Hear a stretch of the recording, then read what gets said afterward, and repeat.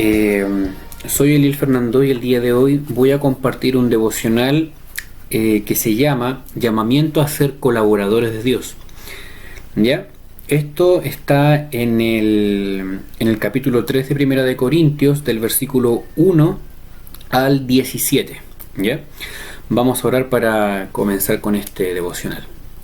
Señor y Padre Celestial, damos gracias por este día, damos gracias, Señor, por su cuidado, por su protección, porque nos ha mantenido con salud, Señor, porque nos ha ayudado durante esta pandemia a seguir siendo fieles, Señor, a usted y a su palabra. Pedimos, Señor, en esta hora que usted sea bendiciéndonos con este devocional, Señor, y que podamos aplicarlo en nuestra vida, Señor, nuestra vida cotidiana durante la semana. Pido, Señor, también que usted me use para poder llevar el mensaje de su palabra y poder hablar de manera correcta lo que usted quiere, Señor, que nosotros aprendamos. Dejo todo en sus manos, en el nombre de Jesús. Amén. Bueno, como les comentaba, el texto que vamos a estar estudiando en este devocional es Primera de Corintios 3, versículos 1 al 17. Los voy a leer para que todos sepamos de lo que vamos a hablar. Dice: de manera que yo, hermanos, no pude hablaros como a espirituales, sino como a carnales, como a niños en Cristo. Os di a beber leche y no vianda, porque aún no erais capaces, ni sois capaces todavía, porque aún sois carnales. Pues habiendo entre vosotros celos, contiendas y disensiones, ¿no sois carnales y andáis como hombres?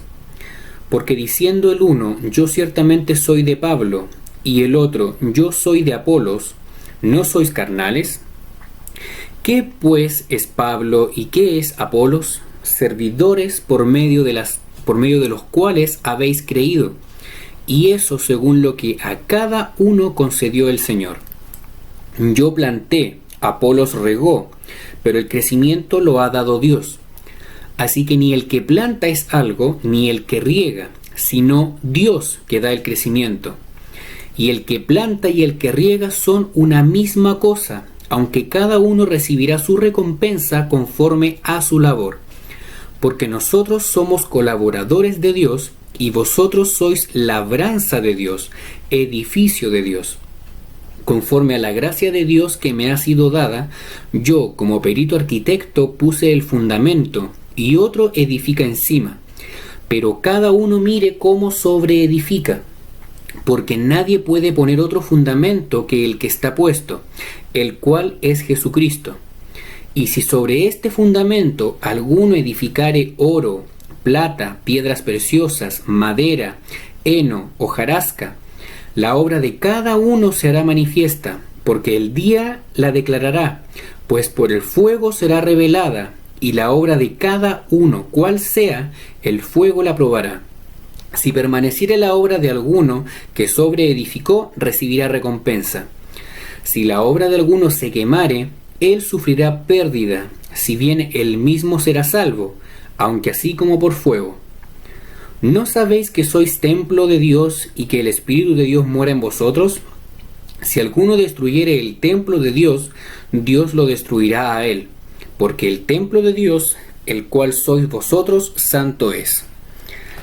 Entonces es un pasaje bastante extenso y tiene hartas verdades, pero nos vamos a centrar en 3 puntos el día de hoy para ir estudiando. El primero es colaboradores de Dios unidos, ¿ya? El segundo será colaboradores de Dios responsables y el tercero colaboradores de Dios edificantes.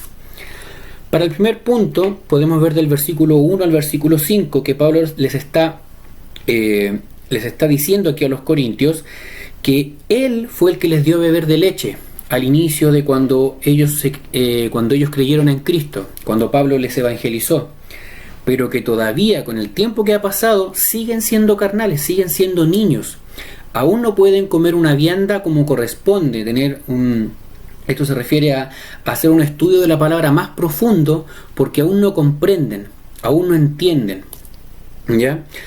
Y en estos 5 versículos Pablo deja muy claro que es muy importante que el alimento espiritual para un creyente en esta primera etapa de su crecimiento espiritual, ¿cierto? Es muy importante, porque con este fundamento se va a marcar lo que será su vida creyente en el futuro.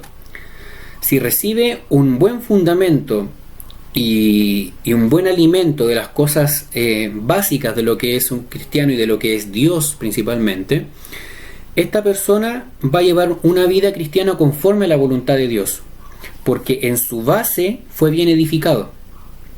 Pero si recibe un alimento espiritual que es escaso y no se preocupa de alimentarse correctamente, lo más probable es que este tipo de personas que sean así, en su vida espiritual van a seguir siendo carnales.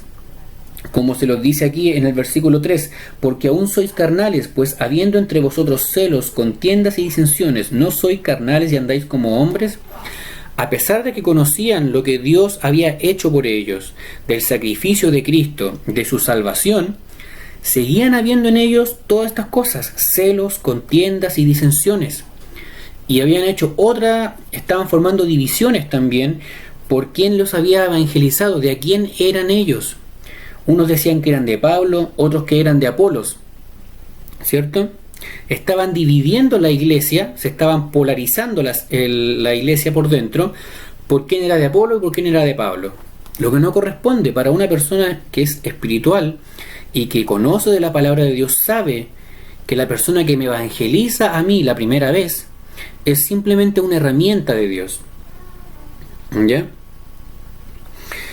Después podemos ver en el versículo del 6 al 8 que ellos se preocupaban y le daban importancia a la persona que los instruyó, como les había comentado recién.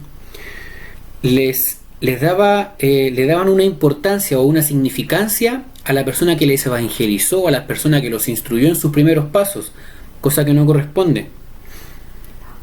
Cuando el importante lo dice Pablo, en el versículo 6 dice: yo planté, Apolos regó, pero el crecimiento lo ha dado Dios. Y aquí es importante fijarse en el uso de los verbos, ¿ya? Para los que son buenos del lenguaje, yo planté, eso está en pasado. Pablo ya hizo su tarea, él ya plantó la semilla. Apolos regó, o sea que él ayudó a que esta semilla fuera creciendo un poquito y se agarrara bien a lo que era Cristo.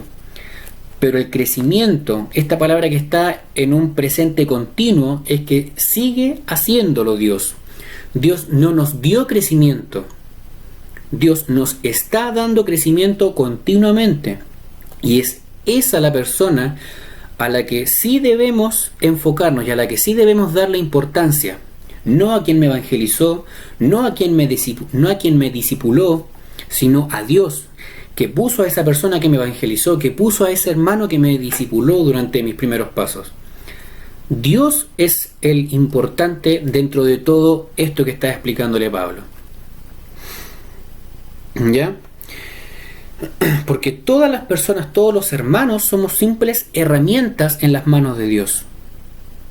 Porque aquí nosotros no somos cristianos por la gracia del hermano tanto. No, nosotros somos cristianos por la gracia de Dios. Dios es el importante y eso tenemos que recordarlo. Y no tenemos que estar buscando divisiones o generando divisiones por las personas con las que nosotros congeniamos o con las que tenemos mejor afinidad. No debemos hacer eso. En el versículo 9 nos dice: porque nosotros somos colaboradores de Dios, hablando de Pablo y de Apolo, ¿cierto? Aquí el apóstol. Y vosotros sois labranza de Dios, edificio de Dios. O sea, Pablo dice aquí: nosotros hicimos la pega de plantar y de regar, pero ustedes son la obra de Dios. Ustedes no son nuestra cosecha, no son nuestro fruto, son fruto de Dios. En este versículo lo citan con frecuencia porque declara una verdad que es de suma importancia, que Dios es nuestro socio, ¿ya? Nosotros hacemos las cosas para Dios, porque Dios es quien nos usa. Él es nuestro socio, el socio mayoritario, si se quiere, como en alguna empresa, ¿ya? La ilustración de la semilla y los cimientos llega a tener su impacto cuando Pablo declara que los mismos creyentes forman el huerto y el edificio de Dios. O sea que los creyentes son el fruto y son los que dan, los que ayudan a que haya más fruto. Esa es la idea que se quiere dar. Luego, pasamos al siguiente punto, ¿ya? Que somos colaboradores de Dios responsables. Y esto está entre el versículo 10 y el versículo 15, ¿ya?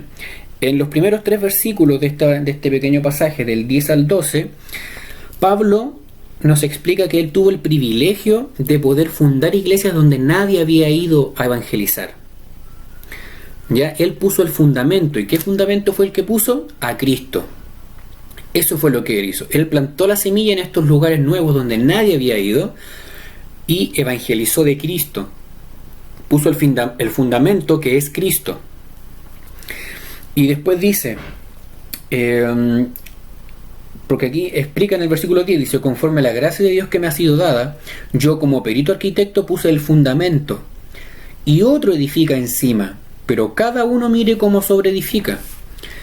Pablo lo que hizo fue ir a preparar el terreno y a dejar la base de lo que sería la iglesia de Cristo ahí en Corinto lista. Y él después se fue a hacer lo mismo en otro lado. Y después llegó otra persona y comenzó a edificar encima de esos cimientos, de esos fundamentos. Y aquí da lo mismo quién haya sido. Aquí en este caso fue Apolos, pero puede haber sido cualquier otra persona. Y daba exactamente lo mismo quién haya sido. Cualquier hermano pudo haber sido. Lo importante no es de qué hermano fue, sino de qué fue lo que hizo sobre eso. Que se preocupe, dice el versículo 10, pero cada uno mire cómo sobreedifica, qué es lo que coloca sobre esos fundamentos. En el versículo 11 después nos dice: porque nadie puede poner otro fundamento que el que está puesto, el cual es Jesucristo. ¿Ya? O sea, Pablo ya puso el fundamento y ese fundamento no se puede cambiar. ¿Qué es lo que puede pasar? Es que lo que pase después de poner ese fundamento eche a perder la construcción. El versículo 12: y si sobre este fundamento alguno edificare oro, plata, piedras preciosas, madero, heno, hojarasca, ahí está mencionando como tipos de materiales con los que se podía construir, pero hace referencia a lo que viene después más adelante, que vamos a ver en el versículo 13, 14 y 15, que es que pasan por una prueba de fuego. ¿Pero a qué se refiere esto? A que hay diferentes formas de construir sobre el cimiento que es Cristo. Y tenemos que preocuparnos de que esa sobreedificación que hagamos sea la correcta, sea basada en la voluntad de Dios, sea basada en las Escrituras y en lo que Dios quiere para su iglesia. El versículo 13 y 14, que continúa después de este versículo 12, ¿cierto? Hablando acerca de los materiales, dice: la obra de cada uno se hará manifiesta, porque el día la declarará, pues por el fuego será revelada, y la obra de cada uno cual sea, el fuego la probará. Aquí nos está diciendo que la obra de cada uno de los que hizo esta obra, de cada líder, por así decirlo, será evidente bajo la prueba del tiempo. ¿Ya? Esa va a ser la prueba de fuego. Lo que estaba pasando en la iglesia de Corinto revelaba que algo no se hizo bien. ¿Quién se equivocó? No se sabe. Nuestra obra personal recibirá la recompensa de ver a cristianos maduros trabajando en la iglesia para extender el reino de Dios y evitando divisiones y discusiones que son banales. A la luz del día, cuando es más fácil ver las cosas, se mostrará dónde estuvo la falla. Con el tiempo vamos a ver si la obra que nosotros hicimos estuvo bien o estuvo mal, porque vamos a ver que la obra fue fructífera y prosperó, o que una obra cayó y no pudo seguir su camino. Ahora, la pregunta es: ¿quién falló? ¿Fallaron los maestros? ¿Fallaron los predicadores? ¿Fallaron los evangelistas? ¿Fallaron los hermanos que no quisieron seguir creciendo y no quisieron mantenerse fieles a las enseñanzas de Dios? ¿O no quisieron recibir la palabra de Dios? No sabemos quién falló, pero el resultado se va a ver con el tiempo, y esa va a ser la prueba de fuego.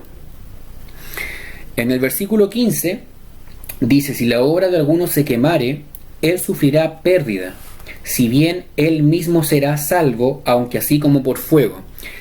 Aquí no quiere decir que van a perder la salvación. Eso no, la salvación no se pierde. ¿Qué es lo que se pierde? Es la recompensa por nuestras obras. Si nosotros somos salvos y empezamos a trabajar en un ministerio, pero hacemos las cosas no de la forma correcta, ministramos mal en ese ministerio, haciendo lo que sea, liderando, sirviendo en las cosas más mínimas, pero si lo hacemos mal, esa obra con el tiempo se va a ver el resultado que no va a ser positivo, va a ser un resultado completamente negativo. Entonces, todo lo que hicimos fue en vano porque no nos enfocamos en Dios, porque perdimos la perspectiva. Hay una infinidad de variables que pueden influir en que hayamos hecho las cosas mal. Y hay una sola variable que influye en que hagamos las cosas bien. Es en que miremos a Cristo. En que hagamos las cosas por Cristo y de acuerdo a lo que Cristo quiere. ¿Ya? No es hacer las cosas por Cristo, pero hago lo que yo quiero, pero por Cristo. No. Dios nos dejó en su palabra que es lo que Él quiere para nosotros. Dios nos dejó en su palabra cómo debemos hacer las cosas. Y Dios nos dejó en su palabra cuál es el resultado que quiere de nosotros aquí en la tierra. Y aquí dice, con esta prueba de fuego que está hablando aquí Pablo, vamos a ver si vamos a tener recompensa por lo que hicimos o no. Hay un ejemplo que citaba aquí uno de los libros que estaba estudiando que decía que esta persona que va a pasar por el fuego y que solamente va a rescatar su alma es como una persona que escapa de un incendio de su casa y que solamente salva su vida, no logra salvar nada más de lo que hizo en su casa, ningún mueble de los que construyó, ninguna ampliación de las que hizo en su casa, nada de lo que construyó en su casa permanece como recompensa para esta persona, solamente salva su vida. A eso hace referencia, no a que vamos a perder la salvación, eso no pasa, no se pierde la salvación. La parte 3, que somos colaboradores de Dios edificantes, versículos 16 y 17. El versículo 16 es una pregunta y dice: ¿no sabéis que sois templo de Dios y que el Espíritu de Dios mora en vosotros? La respuesta a esta pregunta es un rotundo sí. Nosotros somos templo de Dios y el Espíritu Santo de Dios mora en nosotros. Pero muchas veces actuamos como si no supiéramos que que somos templo del Espíritu Santo. Actuamos como si Dios estuviera fuera de nosotros, cuando no es así. El Espíritu de Dios mora en cada uno de nosotros.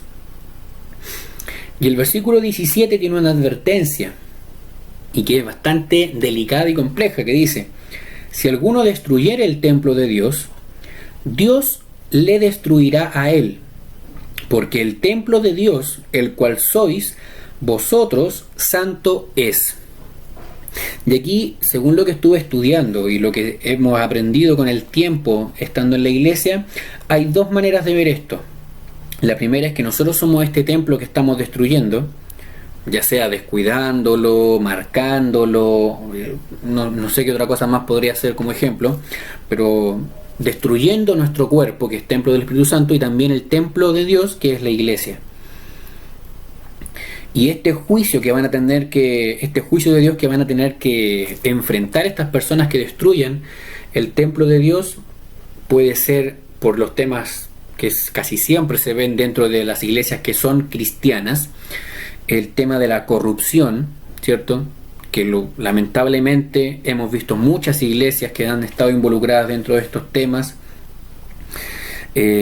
y que corrompen lo que es y lo que significa ser un cristiano, y corrompen lo que es el templo de Dios y la iglesia, lo destruyen como cuerpo y lo destruyen para la vista de los demás, porque para los demás ya dejan de ser cristianos, porque son iguales a ellos, actúan como hombres carnales. Y ahí es donde Dios va a estar enjuiciando a estas personas por buscar destruir, buscar corromper el templo de Dios. Y eso también aplica con nosotros. Si nosotros somos salvos, tenemos que dejar de andar como los carnales, tenemos que dejar de andar en pecado. Nosotros ya somos conscientes de qué es el pecado, de qué es lo que no debemos hacer. Tenemos que dejar de hacerlo porque estamos destruyendo nuestro cuerpo. Y nuestro cuerpo es templo de Dios, templo del Espíritu Santo de Dios. Muy bien. Esos fueron los 3 puntos que estuvimos viendo acerca de 1 Corintios 3, del versículo 1 al 17. Y ahora les voy a hacer como un tipo resumen, que son algunas aplicaciones que tiene este estudio de este pasaje. Son 4 aplicaciones que podemos ver.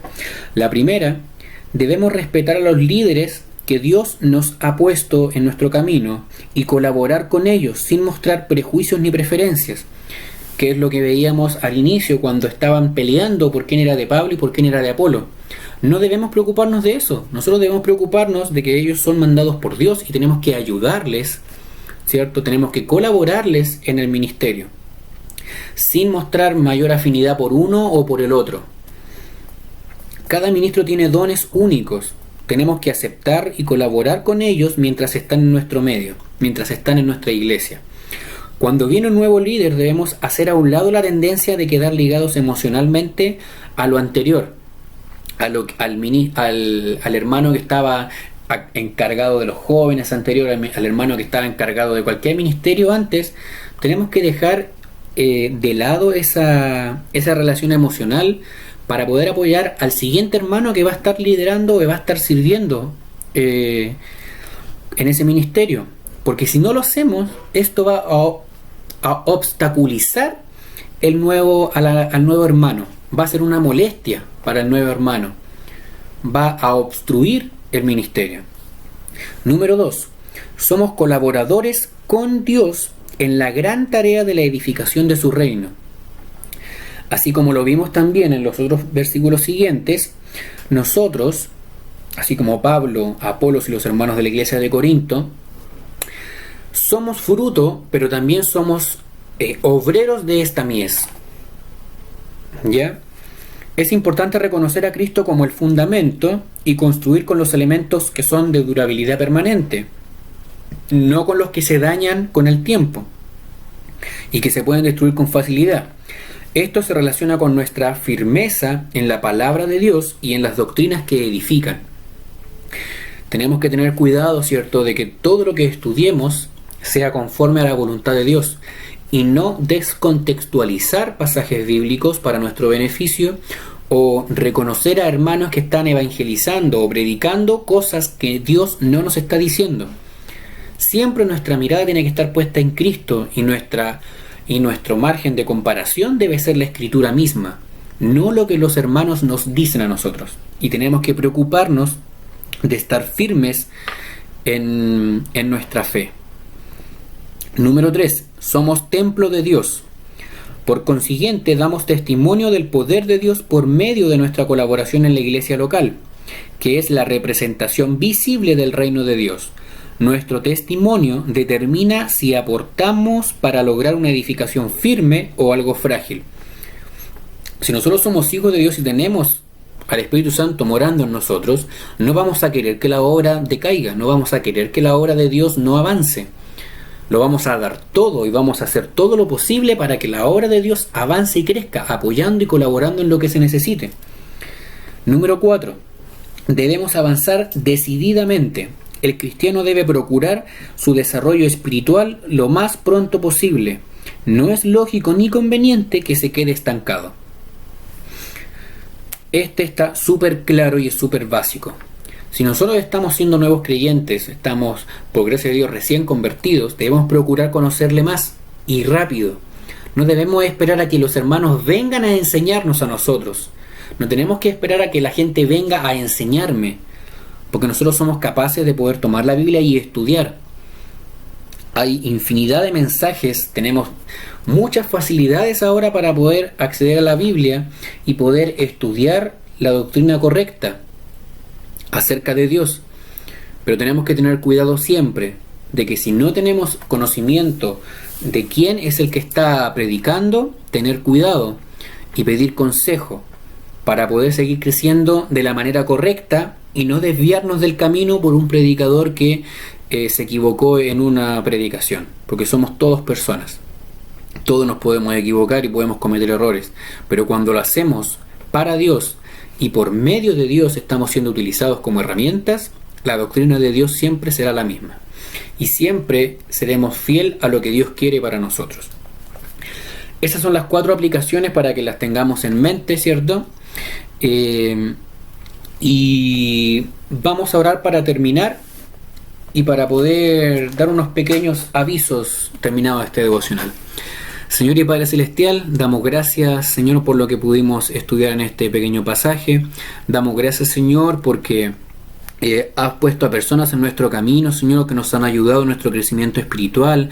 Has puesto una iglesia, Señor, en nuestro camino que nos ha ayudado a mantenernos firmes, Señor, y en la doctrina correcta para ser buenos siervos tuyos y fieles, Señor. Pedimos para que tú seas con nosotros en nuestro día a día y podamos comenzar a servirte, Señor, de la manera que tú lo requieres, Señor, de una manera firme, Señor, consistente con lo que estamos predicando, y que dejemos de lado, Señor, todos nuestros sentimientos o nuestras afinidades o nuestras amistades para tu servicio, Señor, porque somos todos iguales, somos todos hechura tuya, Señor, y todos tendremos la misma recompensa, Señor, en la eternidad. Dejamos todo en tus manos, en el nombre de Jesús. Amén. Ahora, para los jóvenes mayores, la tarea que van a tener para el siguiente devocional, que les estamos llamando, más que tareas, son desafíos para jóvenes mayores de nuestra iglesia, es que para el día 15 de mayo, para el siguiente devocional, puedan tener leídos estos versículos: Amós 5, capítulo 5, versículos 4 al 9 y 14 al 24, porque dentro de estos versículos está el contexto que se estudiará en el siguiente devocional, ¿correcto?